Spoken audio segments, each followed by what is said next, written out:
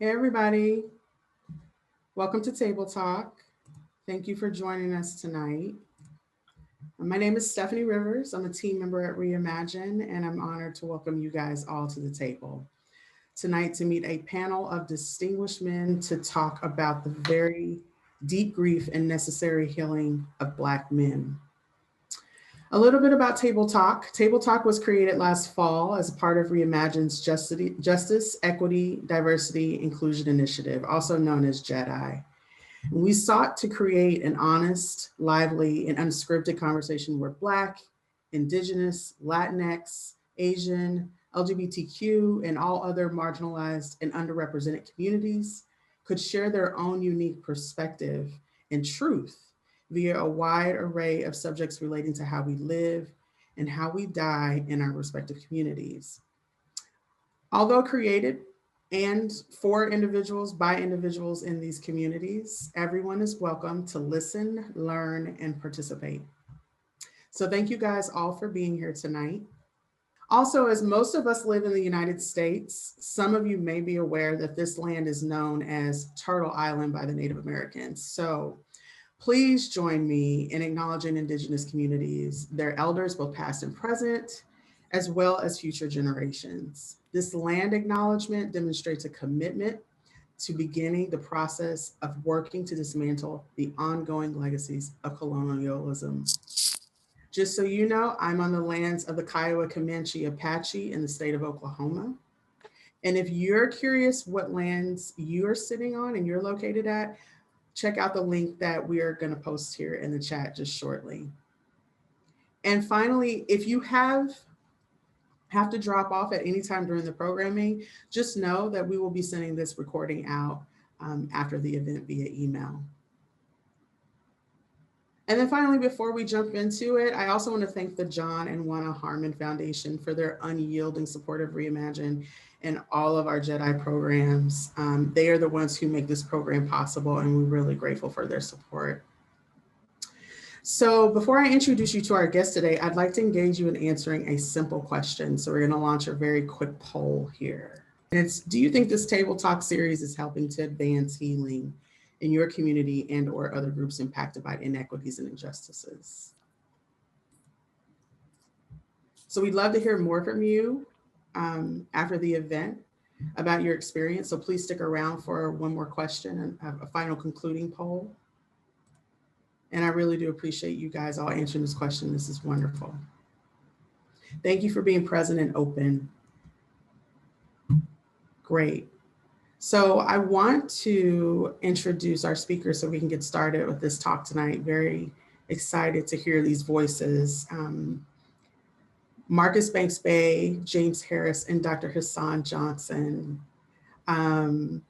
Gentlemen, welcome to the table, and thank you so much for being here. And thank you for all that you all do to uplift our people through your work and advocacy. I want to ask you guys before we get started, just as an opening question, and then I'm going to kick it to Marcus Banks Bay, who's going to facilitate this conversation tonight. We always ask our guests to talk about the table they are sitting at so we get to know you a little better, know your story, know who you are. So if each of you could take 3 minutes each to tell us what tables you sit at every day, personally, professionally, and then a little bit about who you are and what brought you here. And then Marcus, you can just take it away from there. Certainly. And thank you for that wonderful introduction. Because I like to always come from a position of humility. I would like to introduce myself and just saying that my name is Marcus Banks Bay, but I would not like to introduce myself first. I would like to pass the introduction to Mr. James Harris. If you would please introduce yourself first as a fellow veteran service member of the, should I say, mental health community. If you would please let us know what table you sit at and give us a little bit of info about yourself. Appreciate you. Thank you guys for reaching out and having me on your platform. I'm James Harris. I'm located at Richmond, Virginia. I sit at the table of fatherhood. I sit at the table of oppression, linguistic oppression. I speak with a lot of slang dialect, but I have a master's degree and a couple doctoral classes. So I'm authentic in who I am. So I sit at the table of authenticity. I'm an entrepreneur. I'm a veteran. I'm a father. I founded a movement called Men to Heal, which focuses on men's overall wellness, their mental health, as well as their physical health.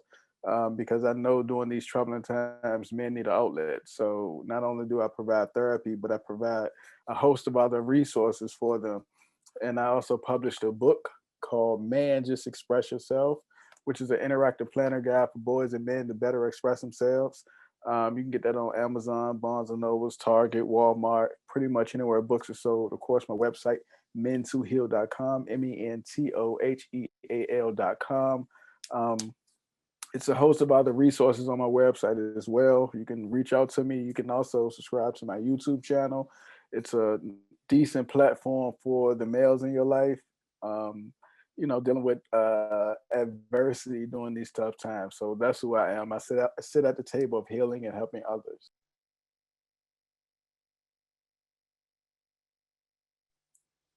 Thank you, Mr. Harris. And with that wonderful introduction, Dr. Hassan Johnson, who has brought us the Institute for Black Male Studies, would you please introduce yourself and let us know which table that you sit at? Oh, well, thank you, brother. I appreciate that. Dr. T. Hassan Johnson. I come to this table in three primary ways: as a father to a 15-year-old young man, in that regard, a widower, single father. I also come to the table as a scholar. I'm an associate professor for Africana Studies at Fresno State. I'm also the founder of the Institute for Black Male Studies, which you can find at instituteforblackmalestudies.com. I also conduct the Onyx Report, which is a show you can find on YouTube. And I broadcast a live weekly episode every Wednesday at 5 p.m. Pacific on Facebook as well, a couple times a month on innerlightradio.com. And lastly, I come to this as a Black male advocate, which is the golden string that connects all my work in every capacity. Yeah. Thank you. Thank you. And so with that, I would like to introduce myself as well. And these two men were asked to join us because of the tables that they sit at. And so the table that I sit at is Marcus Banks Bay. I am a father. I sit at the table of fatherhood. I sit at the table of being a son, a brother, should I say, friend to many, or ordained. I have a master's of divinity. I've got a few doctoral classes under my belt in clinical psychology, a few years of mental health experience working in wraparound hospital chaplaincy, military chaplaincy. I am a retired Army captain and chaplain.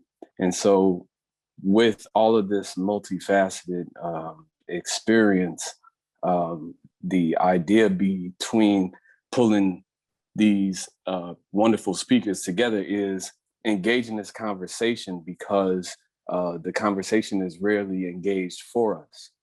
This idea of grief, this idea of transition, and frankly, we shouldn't leave it to anybody to have this conversation for us. So I sit at the table of exclusivity with relation to Black men, fathers, sons, and loss.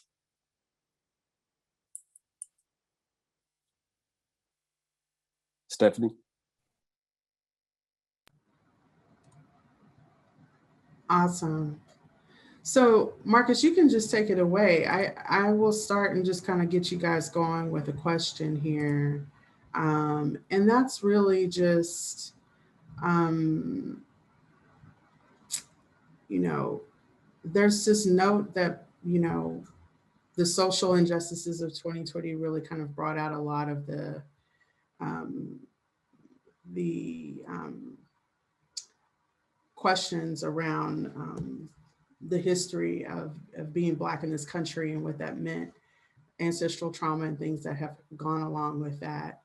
I'm curious just to kind of get you guys flowing what your experience has been, and also as educated men, like um, what are you seeing? What are you teaching? And how are you experiencing grief right now in the world as it is happening?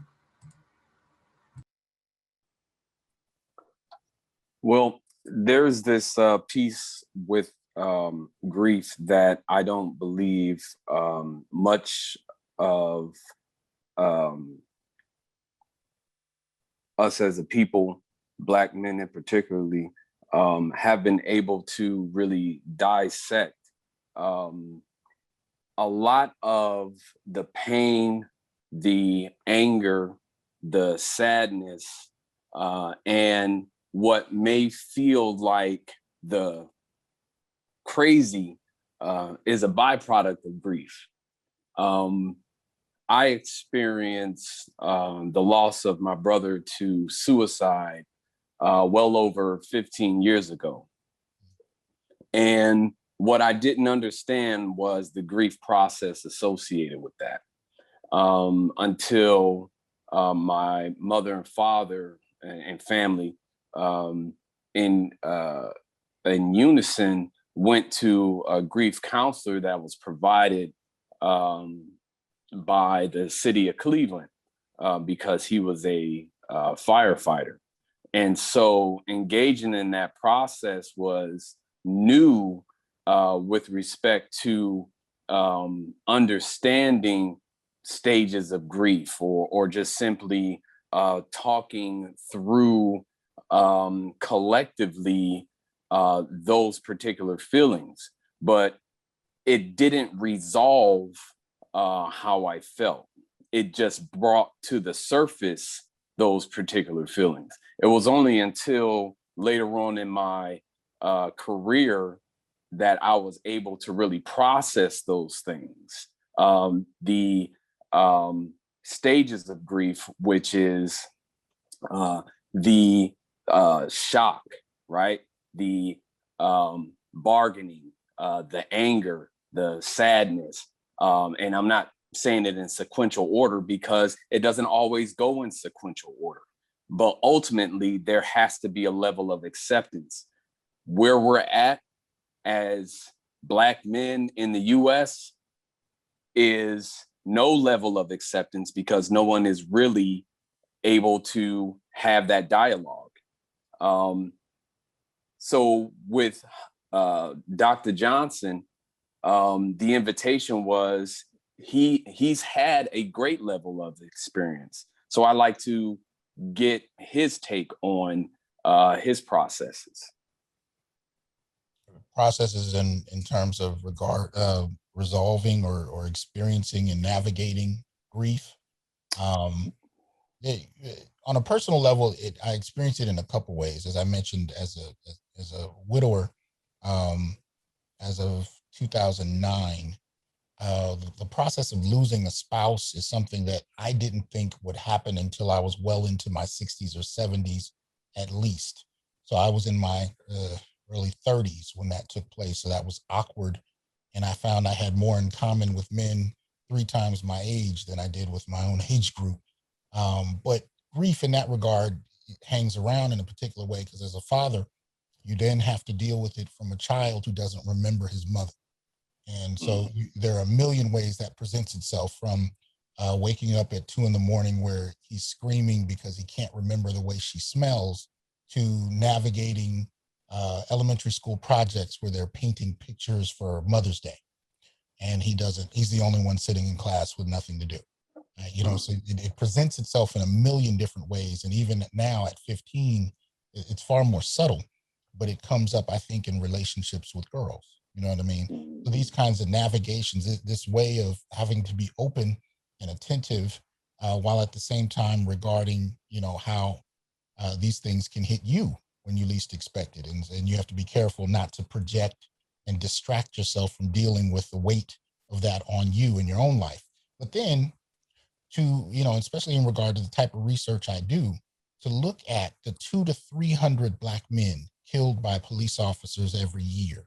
And that doesn't include vigilante murders. To look at that and to see it now carried out in a way that was really introduced in 1992 when we started to see Black men beaten on camera in ways we had never seen before. But we've reached a point with smartphones where it's readily available. And now there's this whole new era of violence porn that is part of this dynamic too.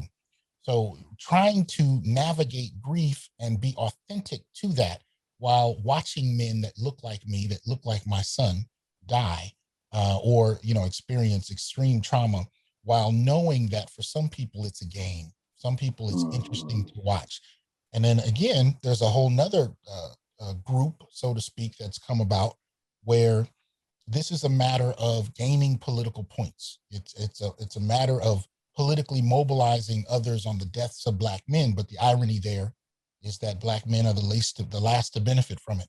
There have been no significant policies passed. There's been nothing to really stem these deaths. I mean, the fact that we're talking about men in the last month who've died in very much the same way we've been talking about it for years suggests that there is no stemming of that.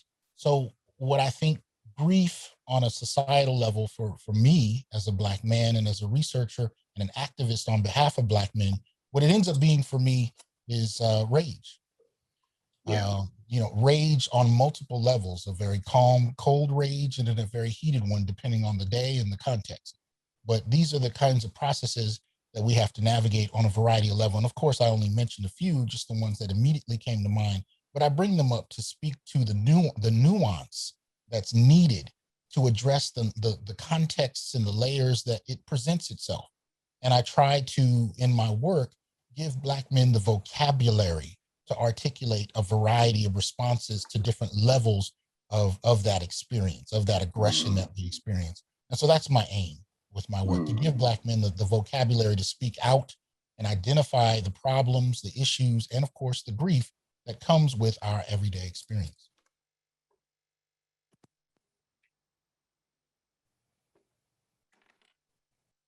Mr. Harris, your thoughts?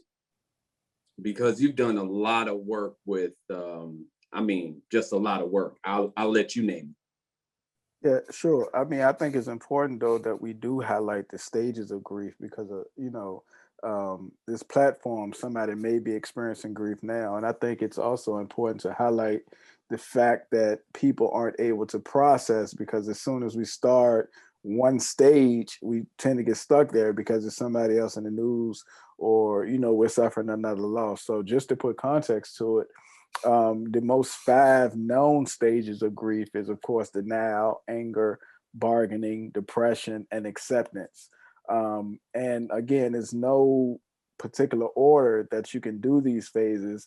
It's all in your journey. It's all on your process. It's all on your timing.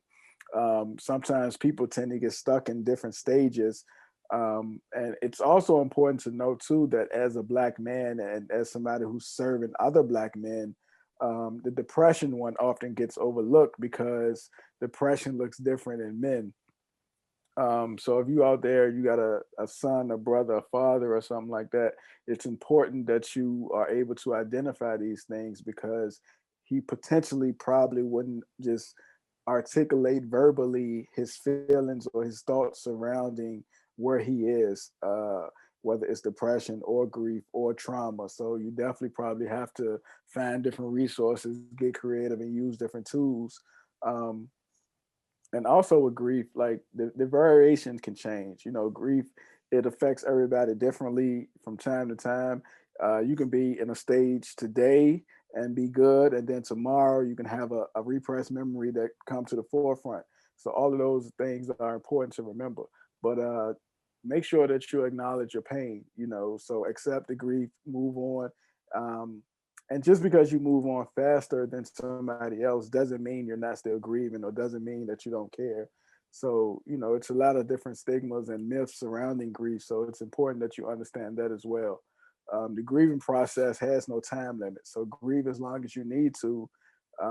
And also ensure that you are expressing that so the people around you would know how to support you or what they can do to support you. So it's just not like you going through these feelings alone and stuff like that. Mm-hmm.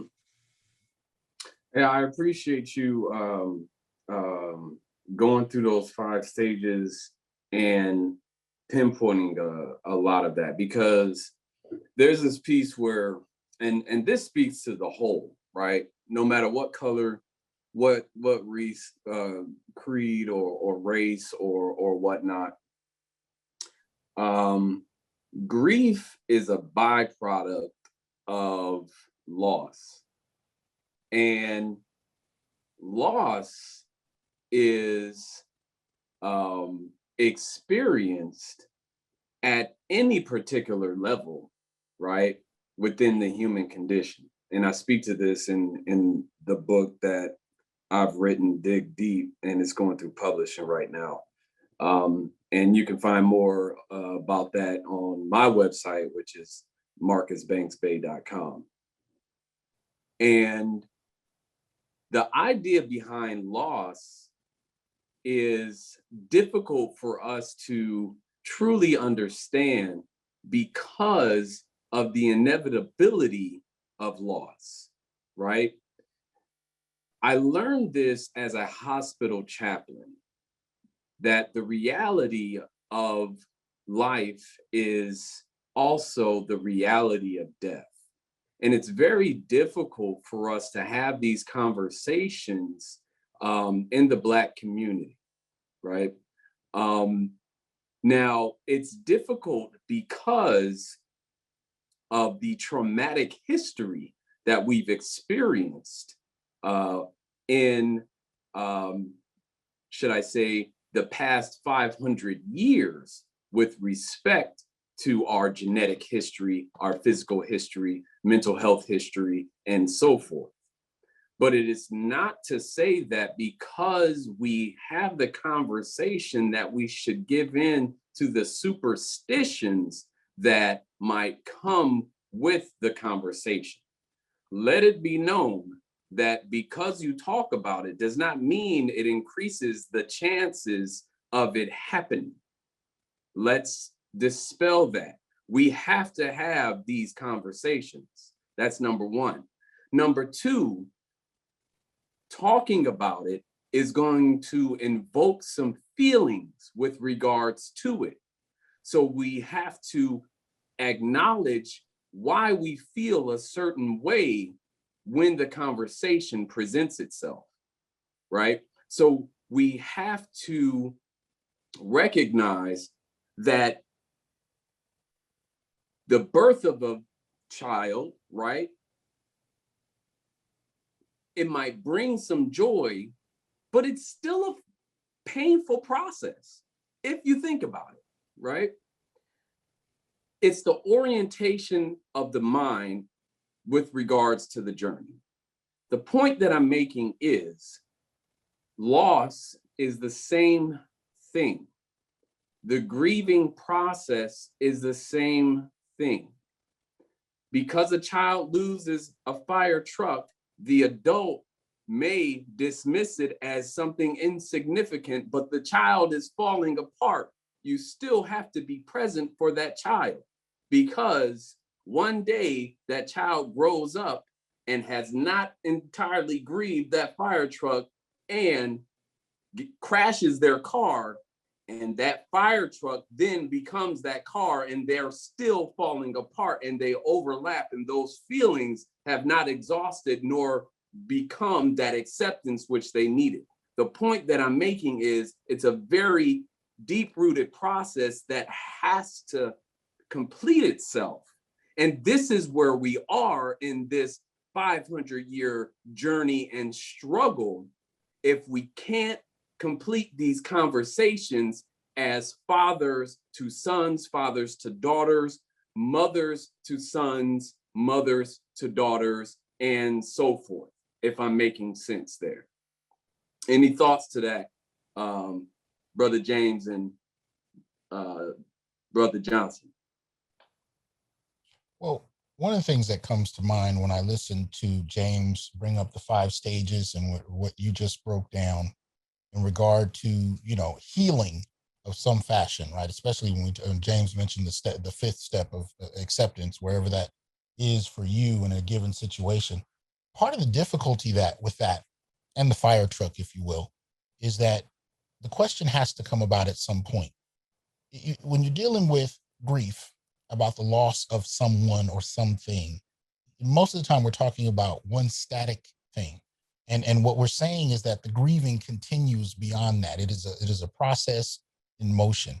But what happens when you see on a regular basis the continued killing, the continued lack of appreciation for life, and really in regard to Black men, the regard of Black men as less than human, where you're navigating both the continued loss of individuals, but no real policy directed at this, but at the same time, this knowing that the way those Black men are regarded is not necessarily as human beings, but as anything from a statistic to the stereotype of them being nothing much more than a buck, or, you know, these various stereotypes that have a long history in the United States that really in many ways dehumanize the very existence of Black men.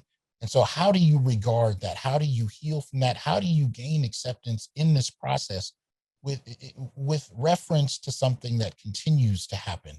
And then the other part, as a Black male, let alone as a father, navigating the continued tenuous relationship with ongoing death and the possibility of it for myself or my son on a daily basis, not knowing when you leave the house if you're going to come home or if he's going to come home.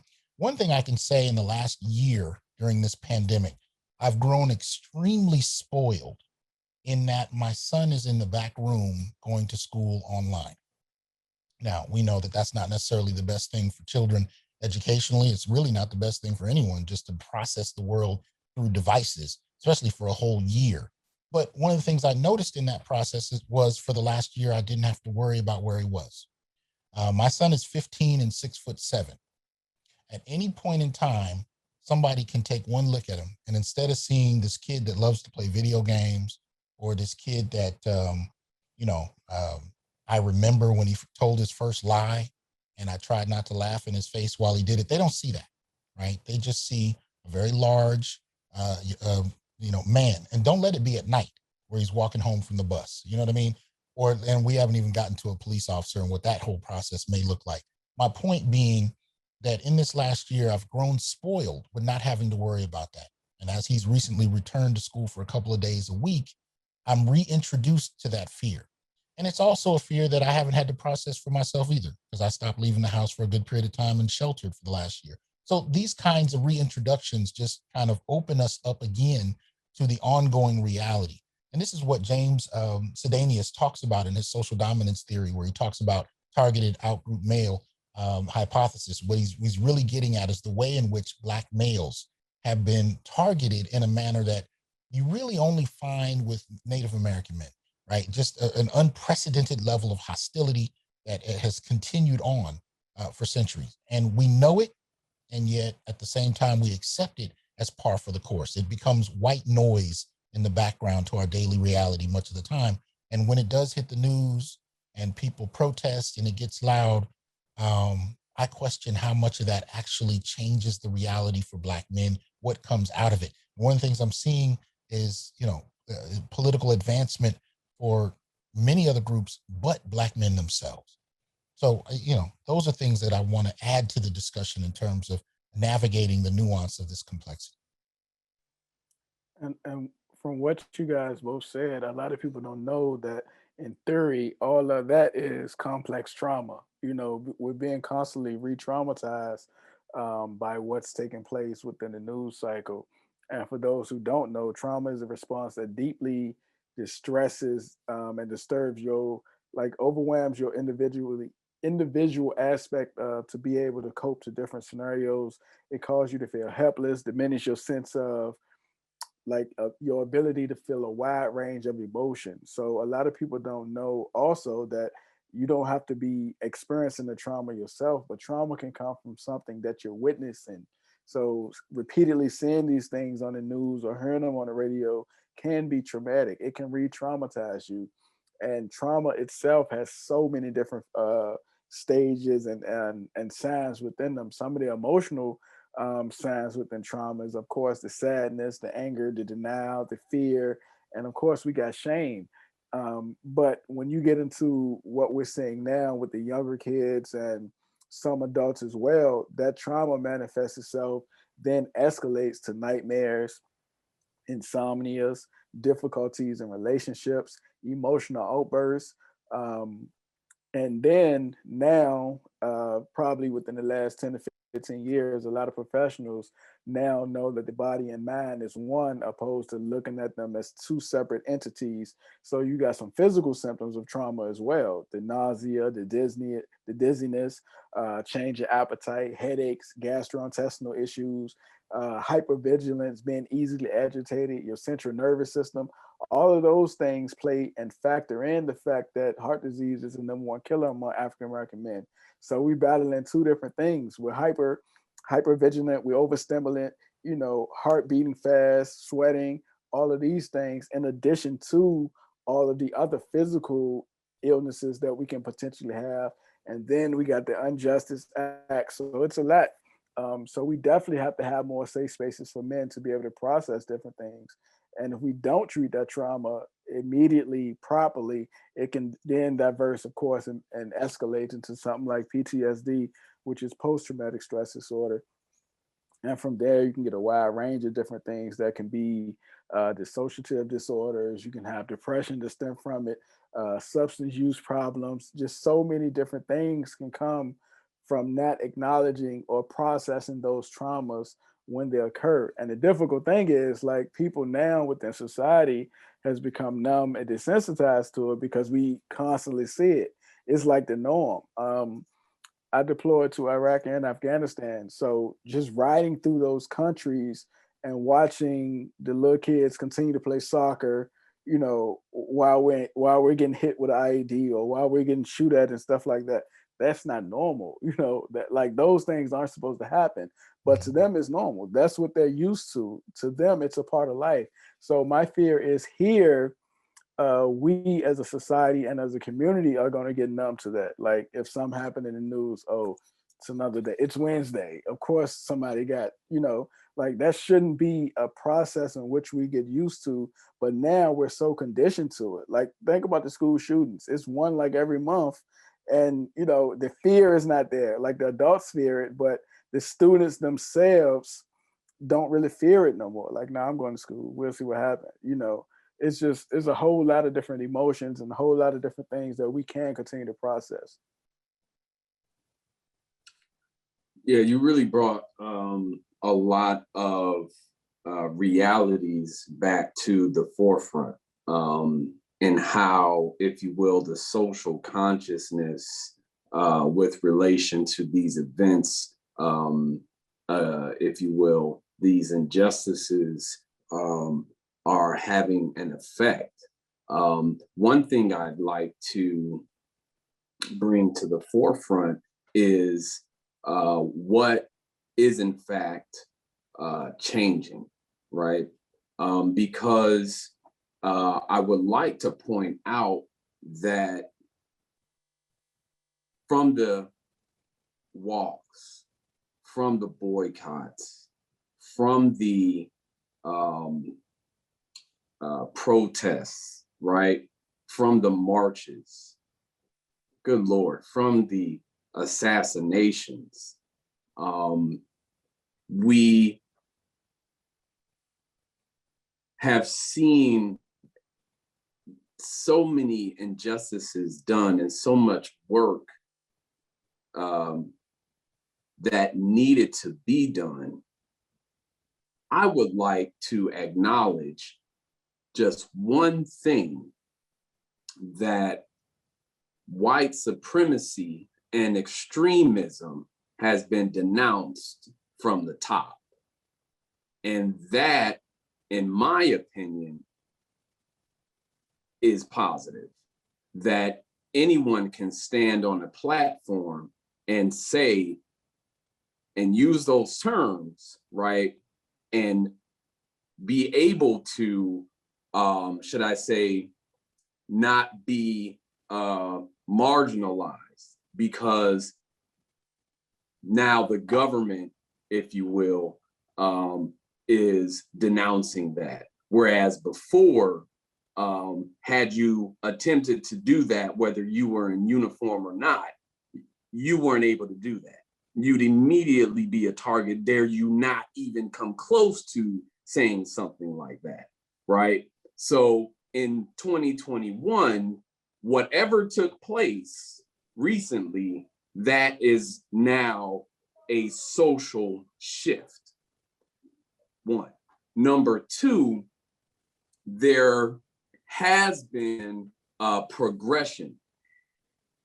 The bloodshed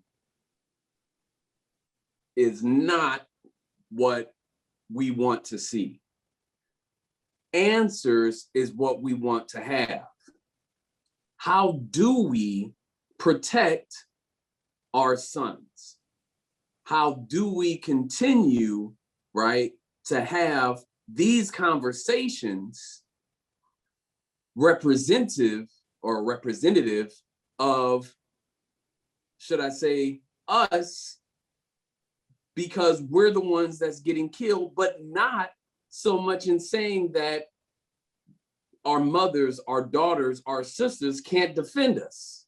You see what I'm saying? Because it's not a fight against them, and they're not fighting against us.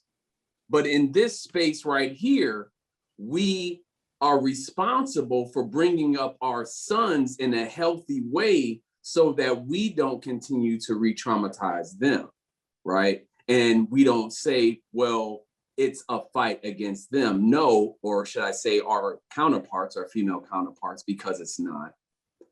How do we bring that into some type of uniformity so that we can support each other? Because, right, the collapse of the family unit in the 60s, that was deliberate. And we see the effects of it right now. I know I'm throwing a lot of stuff out there, but man, it's table talk. It's not going to last long. The point that I'm making is, right, if we're going to have these conversations, we also need to acknowledge some things that are working right. That's really my summary, while we're still making strides to make some things work right as well. Okay, so to your first point, denouncing it is cool, but like creating change or creating policy has to be the follow-up. It has to be the immediate, because like you're gonna forget my words. I need you to remember my actions. And that's something that I teach to my little ones. Like, people gonna say everything that they need to say to ensure that you're good. So we don't need any more tokenism. We don't need you to say what you're gonna do. We need to see, show, and prove. We need something enacted. We need more protection.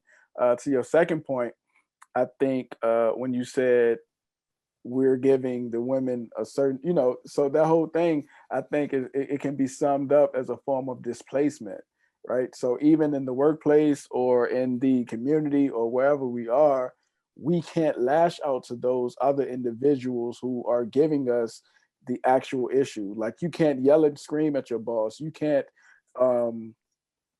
do what you got to do within the community, because you can get charged, you can get killed or whatever. At work, if you lash out to your boss or a coworker, you can get fired, you can get reprimanded, you can get fined, or whatever the case is. So displacement happens when you go home and your innocent partner or your children get the brunt of what you wanted to say to that person in the community, or what you really wanted to say to your coworker or boss. So those things are creating the issues within the partnership and then that dynamic. Not to mention that a lot of people are emotionally immature because of something that happened that they didn't resolve when they were in that adolescence age. And of course, I can't go into a lot more because we're short on time, but in my book, it is a chapter on displacement. So the book is a good tool, ladies, if you want to get it for your partner. Let him do some highlight some exercises. You guys discuss them over dinner or date night. It's good for your young men as well, your sons, your boys. And of course, you can go to my YouTube channel if you want more on the topic of trauma and grief and stuff like that. Well, okay. So we know in terms of policy, I completely agree. A lot of my work is fixed on policy because that's where you see the implementation of a certain will on society, right? So we know that since we've had this new president, he's done some executive orders that have been very targeted at very specific groups. Because one of the things we've heard over the years as a Black community is that we can't target Black folk particularly. A rising tide has to lift all boats. To target Black folk individually would exclude others. But we find that there's room to target and specify particular groups when it becomes, when there's a willingness to do so.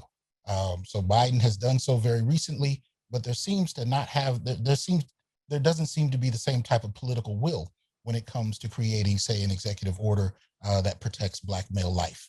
So we know it can happen. Does it happen?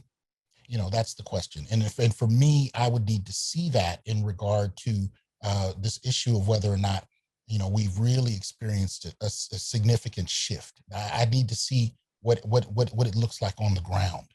But in regard to this other tension about the family, I'm a bit uncomfortable with leaving it at this issue of displacement, mainly because, again, looking at policy, one of the things I did, there's a webinar I did on the Institute for BlackMaleStudies.com. If you go into the store section, you can click on it. It's a webinar I did about the 10 policies that undermine the Black family. And these are policies that have been enacted in the 20th century, right? We know prior to the 1960s, the Black family were actually married almost more than any other group. And now we're at the very bottom. And I agree with Brother Marcus that this is not an accident. This was very targeted. But one of the things we don't talk about is how that policy, how those policies had an impact on behavior, how they had what type of impact they had on worldview, especially in regard to this issue of what we talk about a lot in Black male studies as anti-Black misandry, right? Most of the time when I'm teaching a course, at some point when we start to deal with gender issues, I ask the students to raise their hands if they're familiar with the concept of misogyny. For the most part, most of them do. When I ask them to raise their hands about whether or not they're familiar with misandry, all the hands go down. The reality is misandry just speaks to the hatred of men. And when we talk about anti-Black misandry, we're talking about a very specific targeted hatred of Black men. And you can talk about that in the larger society. You can talk about it historically, but we can also talk about it intra-racially.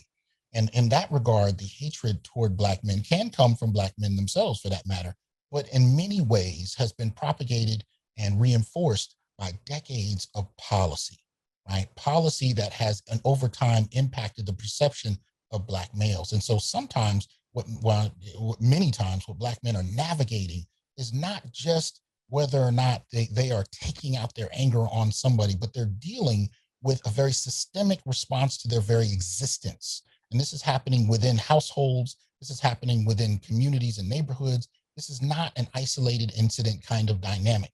It is systemic in the way it impacts Black male life, right? And so, you know, when we start to look at how policy shapes that, I'll give you one brief example. If we talk about the 1960s and we talk about the man in the house rule, right, which affected welfare policy, which basically meant that men could not get it, but if you actually had a partner, a wife, and children who were getting it, your presence disrupts that. You know, you could not be present in such family. Well, the question becomes, over 2 or 3 decades, how then are Black men viewed after that policy is in place? And there's research to suggest that even when the policy was formally dismantled, the practice of it still continues to this day in regard to men actually having access to welfare, but also in regard to their presence, especially if they've been formally incarcerated.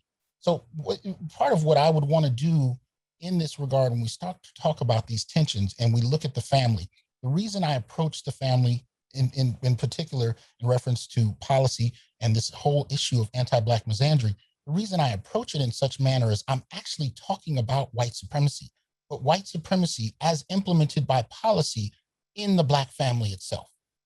right? Where you don't need to have whites present, but you still have this internalization of ideas that have been propagated over time.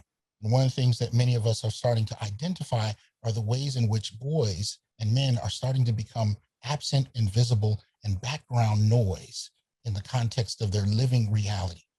And a lot of it is propagated by our responses to how we've been socialized, but how we've been socialized in specific relation to policies that we've all been raised under.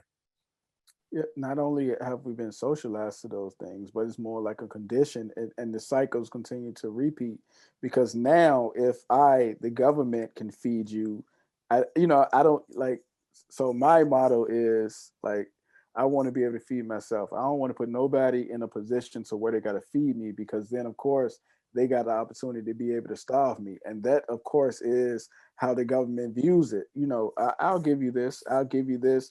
And now, do the family need that dominant male, the head of household, that provider, if they're going to give you access to these things? And subconsciously, it's not like, oh, I'm pushing this guy out of my life, but realistically, that's what's taking place. And that's what's continued to be modeled throughout.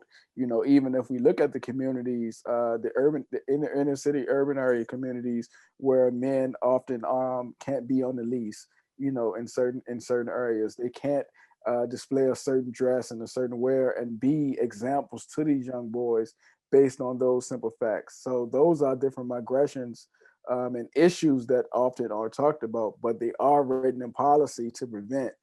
So it is definitely subtle acts of um, oppression at the end of the day. Well, yeah, over time, your black male presence becomes synonymous with loss, right? Loss of security, loss of stability, loss of resources, right? Or when we start talking about hyper incarceration, loss of security in regard to what comes with his very presence. But my point simply is that when you start to look at policy, you start to see the impact of loss at his presence, and those two becoming synonymous. And where does that end up? Well, one of the arguments I put forth in a number of different projects that I both published and recorded online is that it starts to justify a certain perception of black men as a problem, right? So black men are viewed as a problem in society. Black men are viewed as a problem in the home, and this becomes the dynamic that becomes almost inseparable from pondering black male life, from dealing with black men. This notion that your security, your well-being is under threat, right? Even if he is purely a victim, right? Even if it's your child leaving the house who doesn't necessarily do something, but is nonetheless aggressed upon, that is still viewed as a disruption of security. And it's hard as human beings to not associate pain with what appears to be the source of that pain. So misandry in that regard doesn't necessarily have to be blatant. It doesn't necessarily have to be, the way we think about racism, where you have this very purposeful, aggressive kind of approach to it. It can simply even function in absentia. It can function in a way where it's an attitude or a feeling even that plays out against just your very presence, right? And that becomes a problem unto itself. And it can also play out in terms of a lack of memory, right? A lack of memory altogether.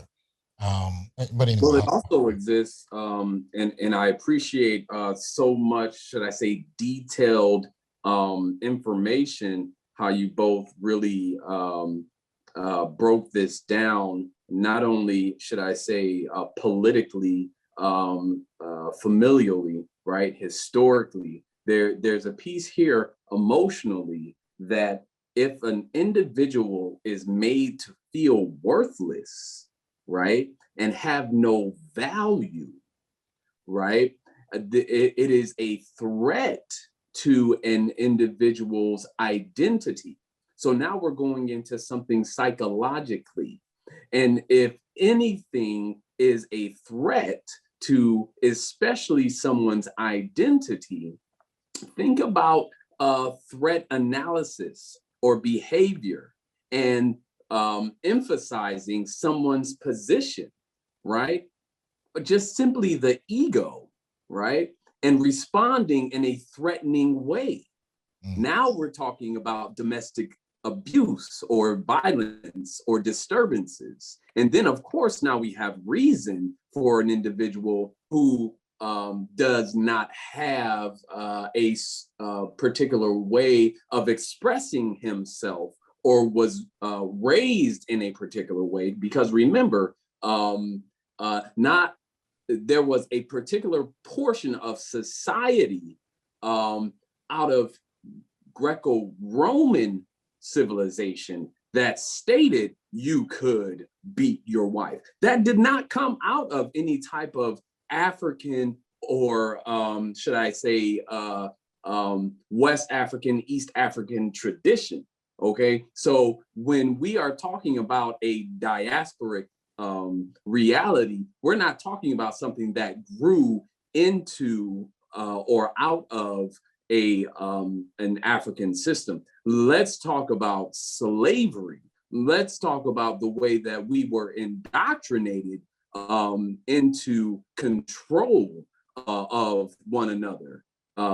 That's number one. And then number two, if you are minimizing the position of an individual to only be able to earn, and then that individual is made to feel that they are only good enough for a paycheck, then removing him and replacing that individual with money earned to say the government can do it or someone else can do it, then of course that makes that person worth less in the eyes of their counterparts, the female, right? And so then we have this dynamic of you simply being replaceable.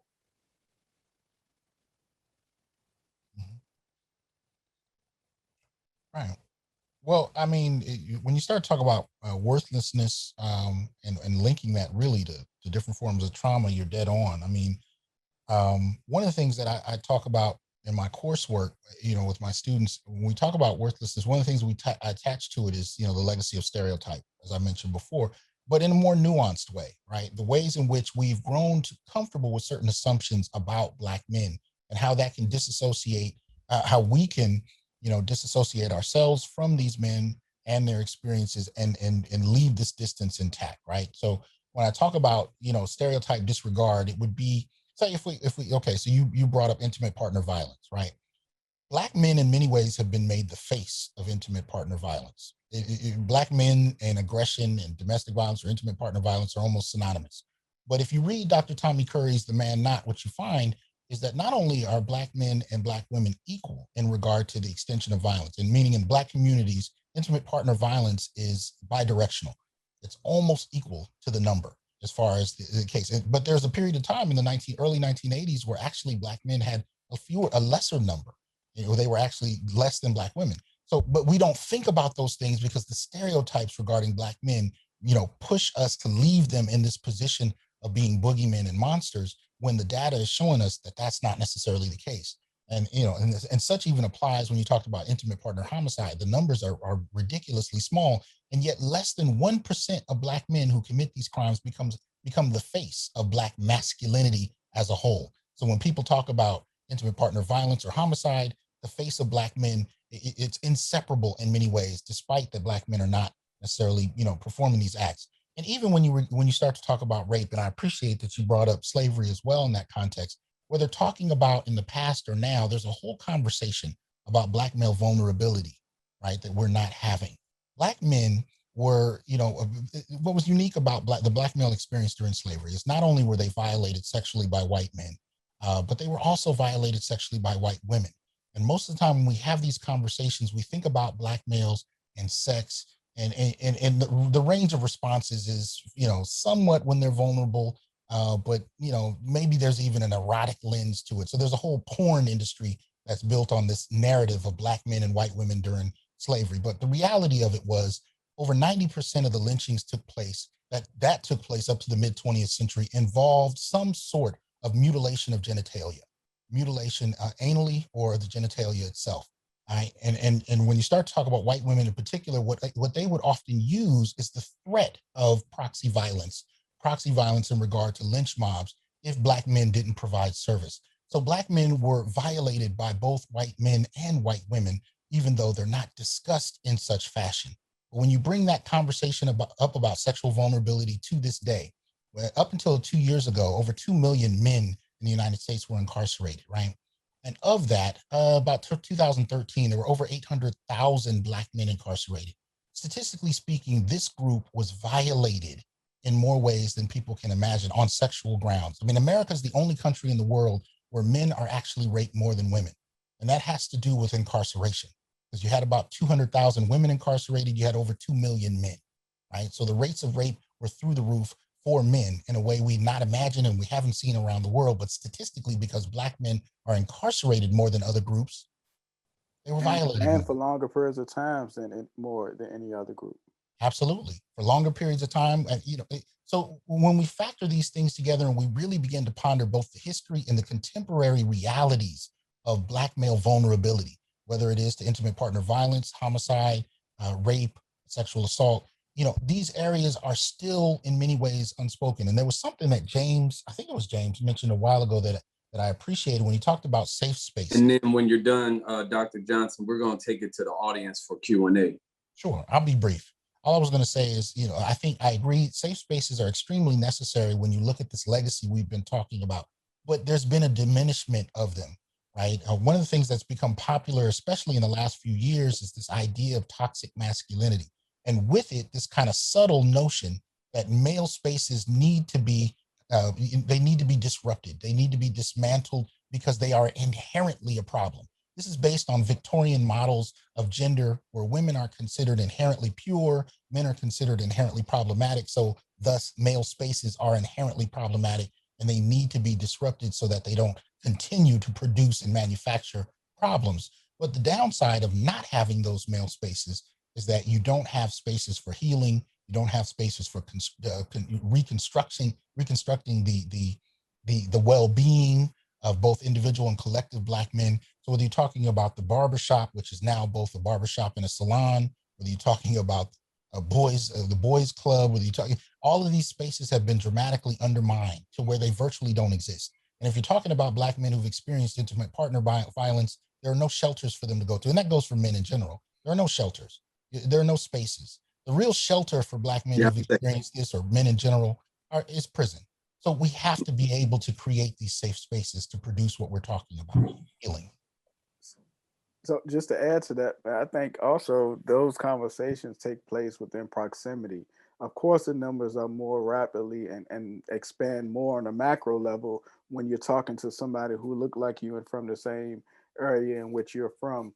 But to piggyback off what you said as far as the safe spaces, there are a lack of safe spaces. And we experience that as well during infant loss.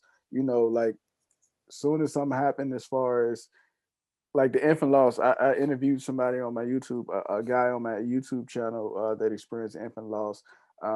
He didn't get as nearly as much support as his partner did because, of course, she was the one carrying the baby. But for him too, he experienced the loss as well. And I also interviewed a guy on my channel who was a male victim of intimate partner violence, which is rarely talked about as well.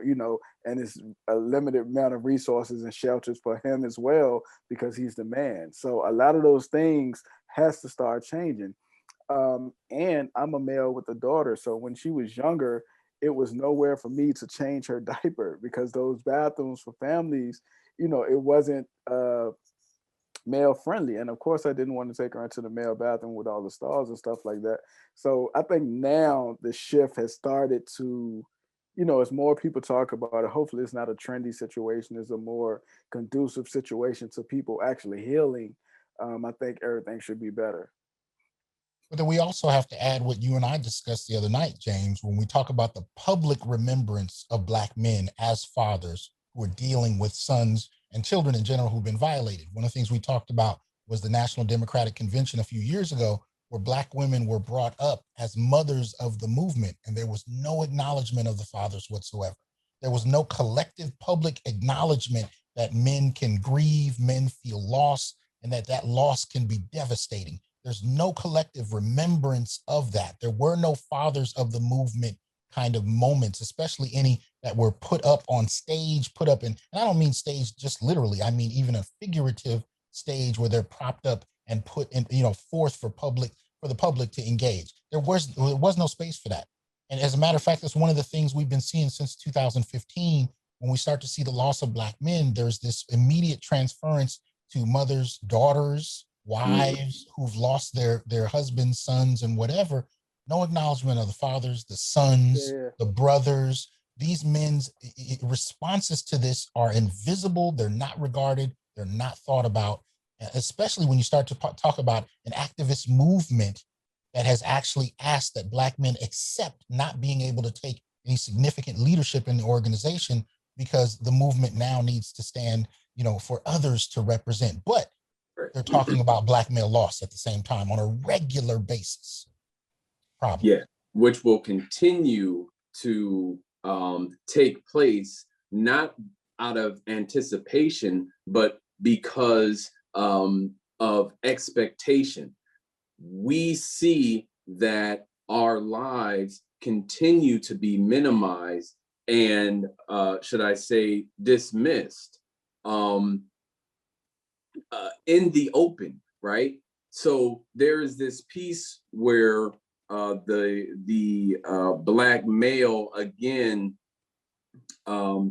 continues to represent this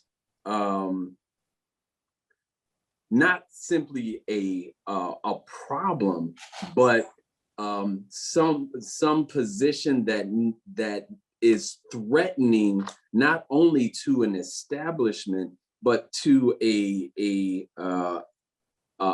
family unit for some reason or another. It's almost psychosocial, a conditioning that if you have a man in the house, there and I'm not putting a blanket on this, and maybe you all can chime in.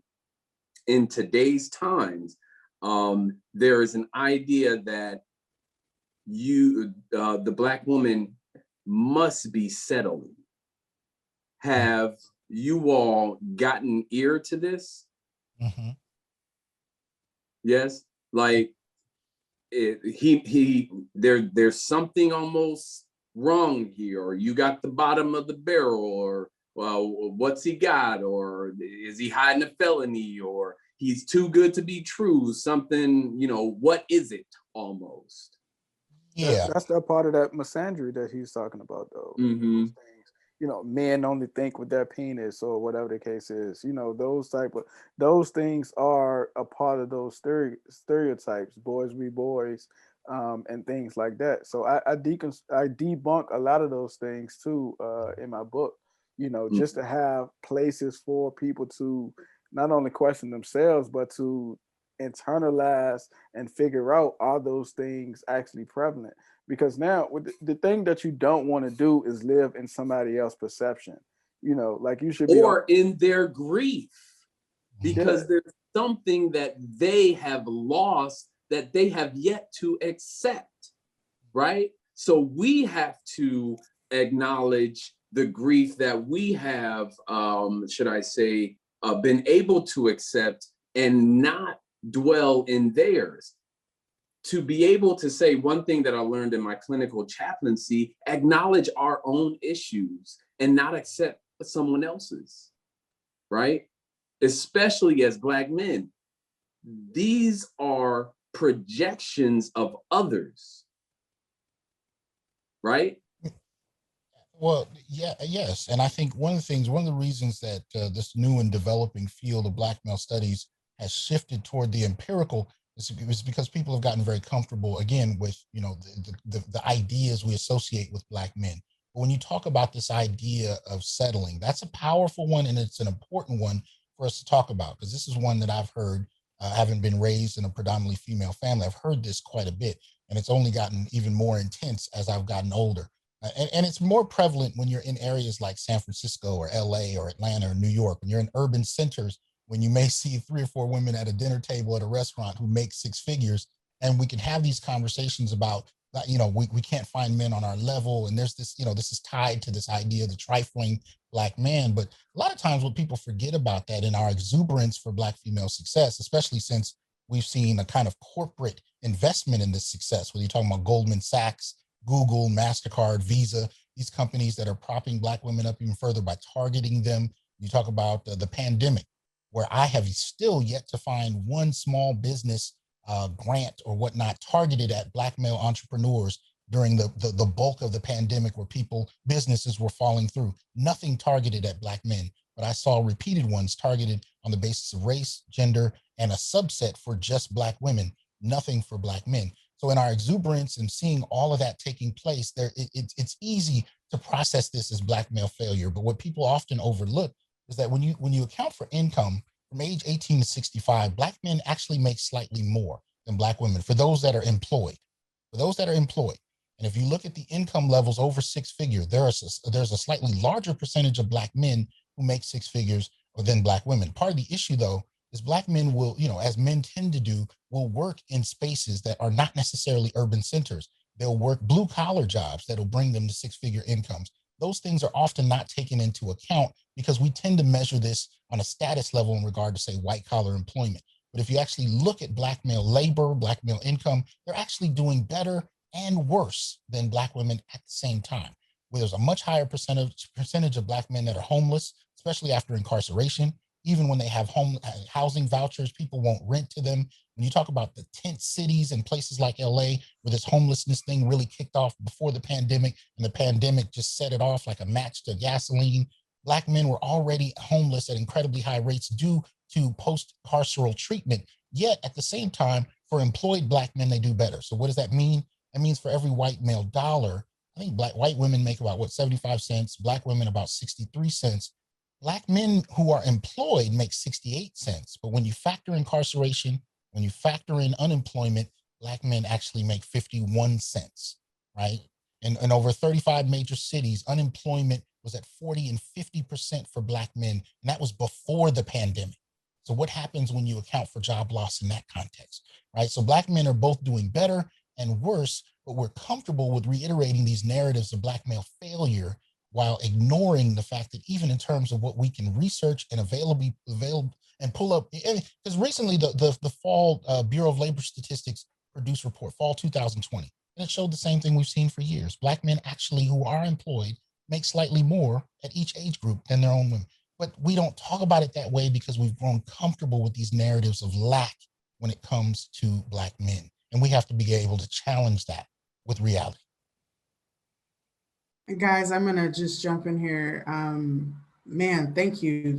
Wow, that was serious. A lot of lessons learned there today, but I want to just make some time for a couple questions for you guys, and just kind of keeping in the vein of what you've been talking about already. I have a question from Oceana, and I actually kind of have a piggyback off of her question, and that is, you know, how do we create safe spaces for Black men to grieve, whatever that grief is? And and then I would kind of add a second to that same question is how as we as Black women support Black men in these spaces to grieve? What what what what can we do? How can we be there? So I think with that though, it shouldn't just be a safe space to grieve. It should be a safe space, you know, Right. then, Hmm. grieving is not the only time in which he should feel valued. He should be validated just as much as the next person, regardless of gender. I think it once we can get over those constructs of I'm only going to validate him or make him feel safe when he's going through something or when he's at his lowest point or whatever, those things add to those negative stereotypes and those suggestive societal norms. So I think you guys can support by just being your authentic self, lending the ear, and allowing him to express himself and take it in without throwing it back at him in the next argument, or just assisting him and not chastising him for when he do open up. I often hear some of my clients say, I didn't tell her because I didn't want her to say what my mom told me back in the day, I'm sorry for him acting a certain way or whatever the case. Like all of those things constantly happens outside. So when he do get inside, he want to feel welcome. He want to feel warm. Like the chime you, James. And a lot of people don't know that emotional maturity can stop at that young age when it first happened as a little boy. So those things are prevalent. So we got to stop reducing the man to only feeling his feelings when there are those negative ones. All those feelings should be positive and uplifted within the context of that. Yeah. Uh, Go ahead, please. Oh, thank you. Having been a domestic violence program manager, one thing I want to emphasize, because Dr. Johnson brought up so many points where I was just I was over here biting my tongue.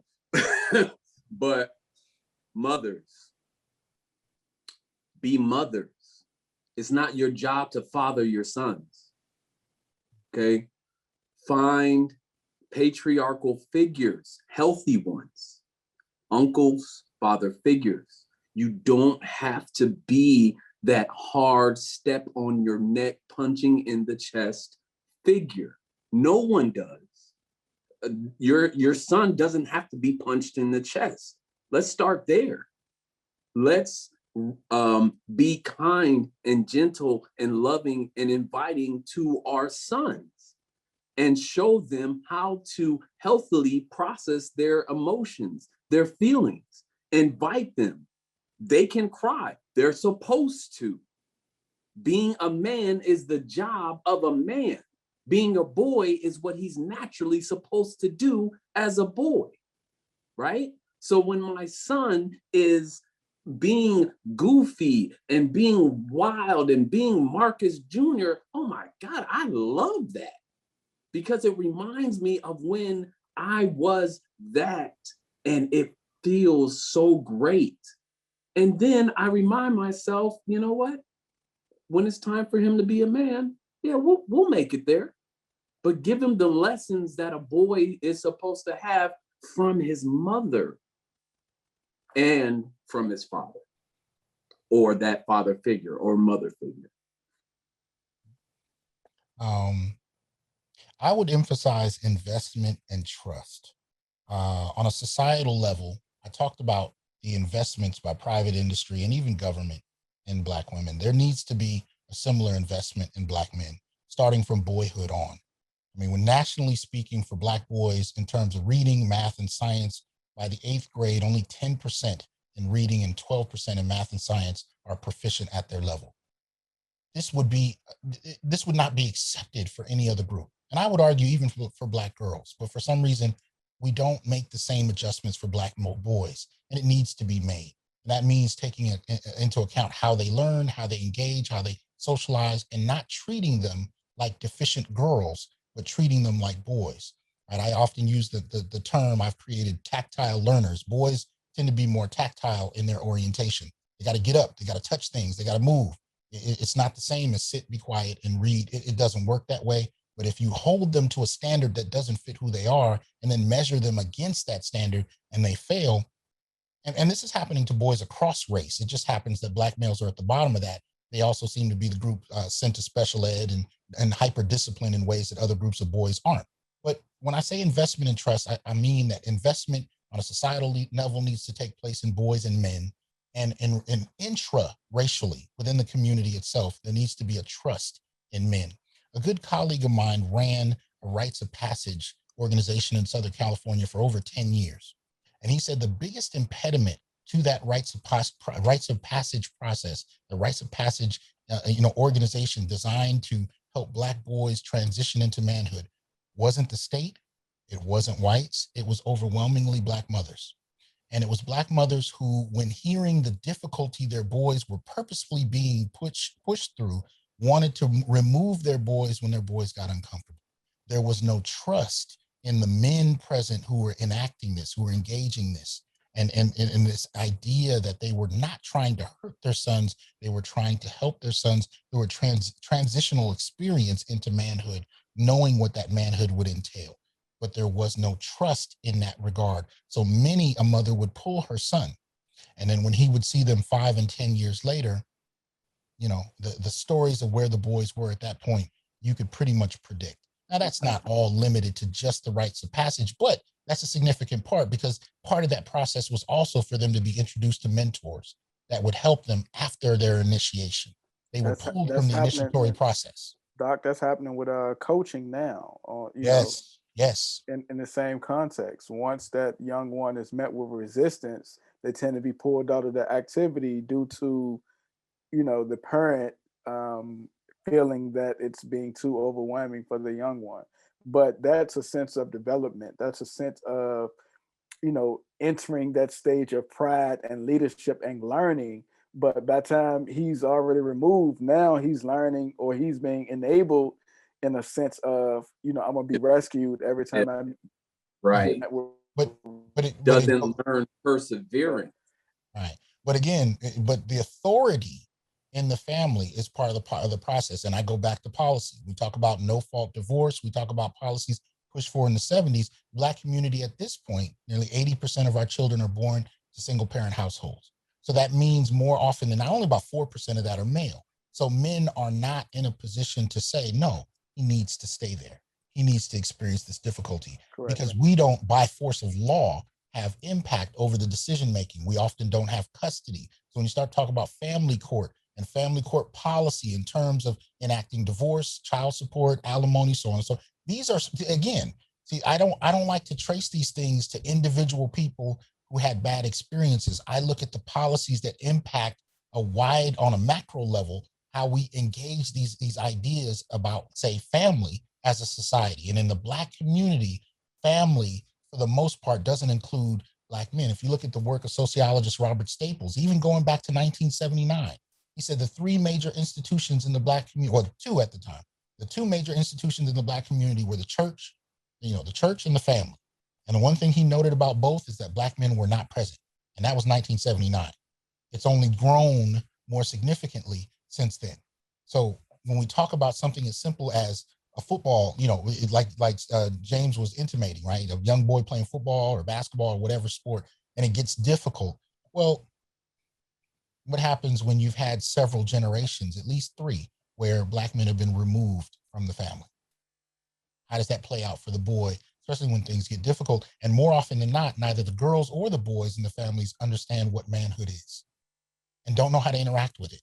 And I include the boys in that dynamic. So when they come across that tough coach, James, we can talk about how the mothers will pull uncomfortable sons, but we also have to talk about how the boys don't know how to deal with that coach. And if he's left there long enough, he can develop the skills. He can begin to understand it. But if he's able to be pulled out when it's comfortable, and this also goes to, men I found, uncles, cousins who've been asked to take their sisters or their cousins' sons and raise them, especially after the age of 13, when boys are starting to get outspoken. But as soon as that boy gets challenged, they take him back. Mm-hmm. Right? And so I have uncles, cousins, friends of the family who all can speak to having been willing to step forward and father a son that isn't theirs, but having that son pulled back when pressure is put on him. Yeah. And that comes with the lack of communication, the lack of emotional maturity, the lack of respect for authority. Because every time you meet resistance, you're getting rescued or you're getting enabled in those situations. Mm-hmm. And a lot of fear of it. And I guess I'll close this out.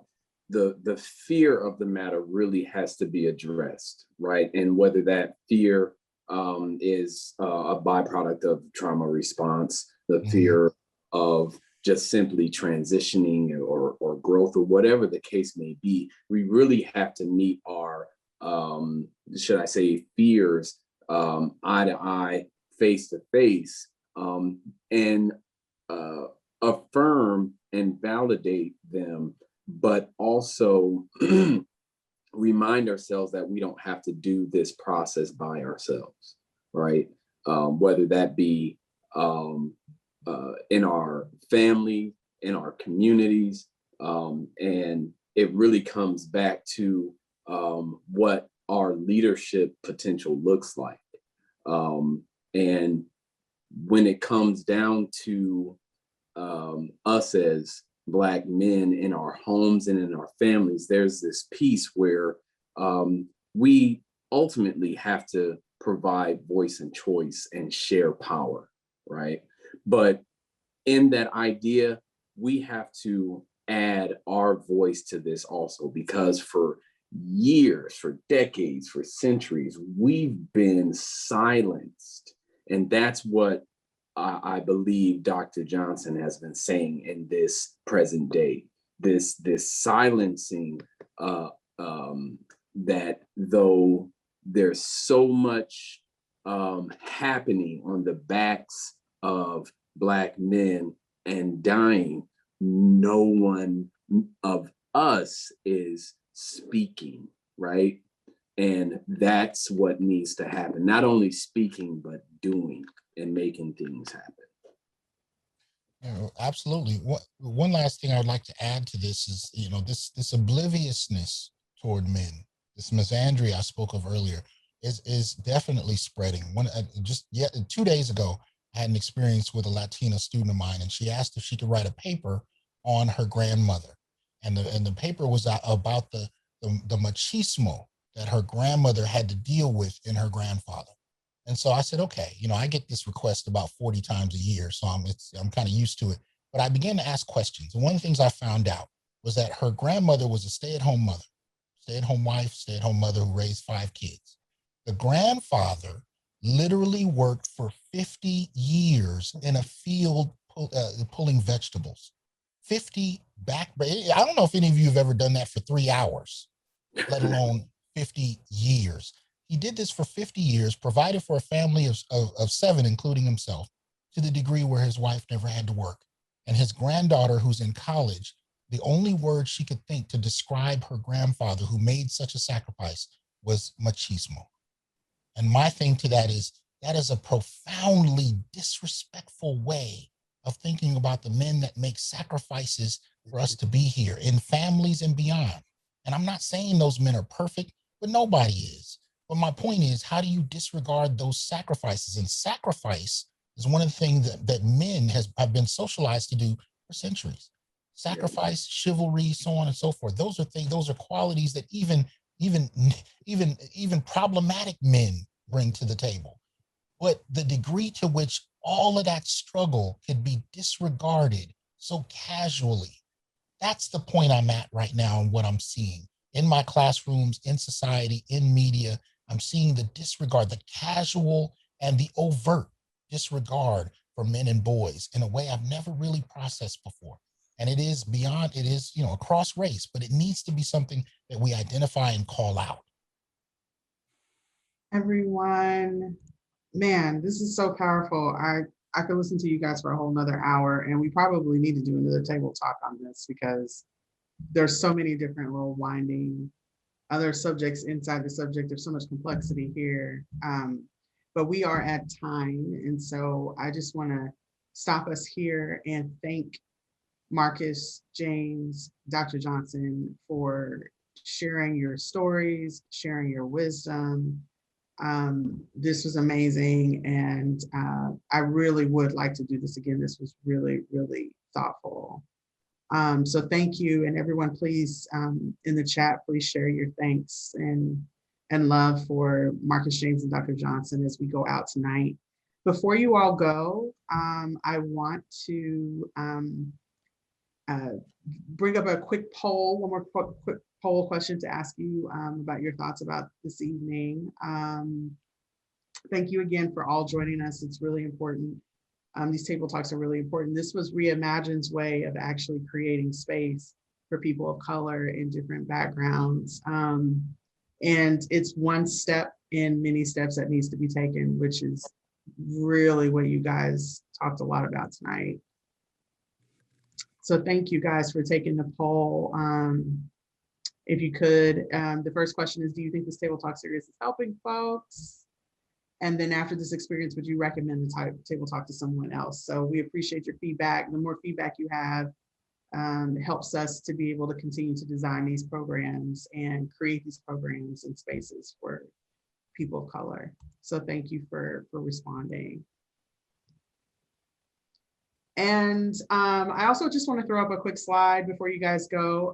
Next Thursday at the same time, We are doing a table talk with a beautiful group of Black women to discuss the grief of Black women and mothers, which is the sister version of tonight's event. We hope you can all make it.